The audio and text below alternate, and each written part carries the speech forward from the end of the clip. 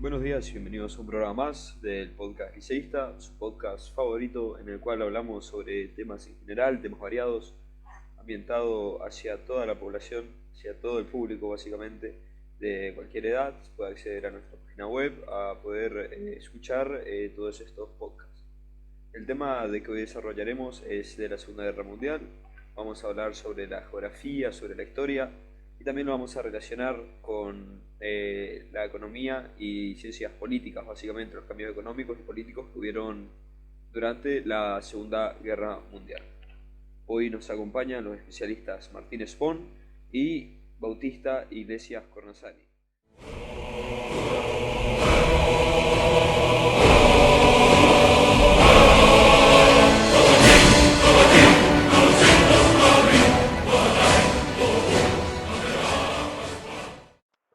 Bueno, primero que nada, para comenzar, me gustaría que nuestro especialista en historia, Martín Spon, nos dijera básicamente los antecedentes de la Segunda Guerra Mundial, sobre qué desencadenó y qué hubo antes de esta guerra.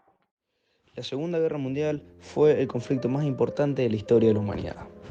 En este famoso conflicto, entre 35 y 60 millones de personas perdieron la vida. Entre ellos, 6 millones fueron judíos. En 1929, la Alemania entró en crisis, dado que estaba recibiendo demasiadas reparaciones económicas, por lo cual la democracia perdió su poder y dio lugar al ascenso de los partidos nazis y el comunista.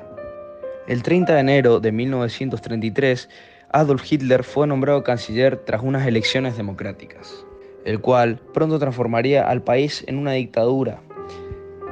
En 1934, tras la muerte de Hindenburg, el Führer, como se solía llamar a Hitler, se autonombró jefe de Estado y dio por concluido el Tratado de Versalles de la Primera Guerra Mundial, por lo cual intentó reunificar todos los territorios étnica y lingüísticamente alemanes. Austria estaba gobernada por Engelbert Dollfuss, un político que buscó la protección de la Italia fascista de Mussolini, frente a los intentos del expansionismo de Hitler. Los nazis austríacos ganaron las elecciones de 1932. Sin la mayoría absoluta, iniciaron una estrategia de detención y atentados terroristas. Dollfuss hizo frente a una insurrección de los socialdemócratas y luego de los nazis, que le asesinaron 2 años más. Esta situación entre los austríacos y los austríacos nazis derivó en una preguerra civil. Aunque Francia e Inglaterra estaban inmersas en una inestabilidad política y económica por la crisis de 1929, por lo cual decidieron dejarlo a Hitler que siga con sus planes y rehiciese el mapa de Europa Central. En la conferencia de Múnich, celebrada en octubre de 1938 entre Italia, Alemania, Francia e Inglaterra, se aprobó la ocupación del sudeste por parte de los alemanes como una forma para reparar el Tratado de Versalles. Sin embargo, esto fue todo un plan de Hitler. Luego, con la invasión de Polonia por parte de ellos, el 1 de septiembre de 1931 dio comienzo a la Segunda Guerra Mundial. Muchas gracias y muy interesante, Martín. Ahora me gustaría hablar con nuestro especialista en economía y política, Bautista Iglesias Cornasani. Me gustaría de que me explique varias batallas, los cambios políticos y económicos que fueron hechos. Y estas batallas se las diré en la siguiente, las cuales son las batallas que a mí me parecieron las más icónicas. ¿Qué me puedes decir sobre la batalla de Stalingrado, que como sabemos fue una de las batallas más icónicas? La batalla de Stalingrado fue otra de las grandes batallas de la Segunda Guerra Mundial. Fue la más sangrienta de la historia, con más de 2 millones de fallecidos. Ahora bien, ¿cuáles fueron? Primero vamos a hablar de las consecuencias económicas de esta batalla.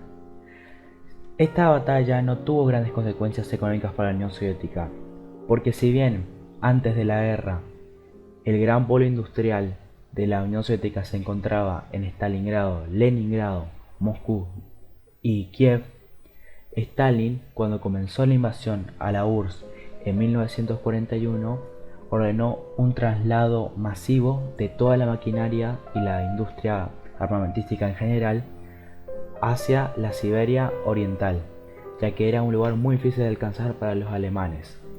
Gracias a este acierto, La batalla de Stalingrado no provocó mayores daños para la industria soviética, la cual se vería totalmente impulsada, produciendo mucho más armamento del que produció en toda su historia, lo que ayudó a los soviéticos a ganar la guerra en el frente oriental.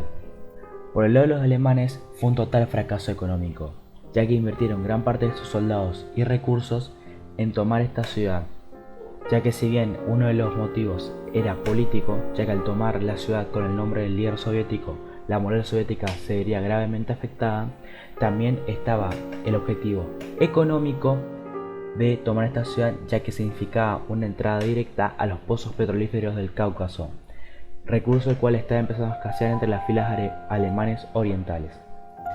En el ámbito político, esta victoria significó para los soviéticos una gran alza en su moral y la exaltación de la figura de Stalin como el líder de la Unión Soviética, fundamental para ganar la guerra contra el fascismo que estaba enfrentando el país principal del comunismo, como lo era la Unión Soviética.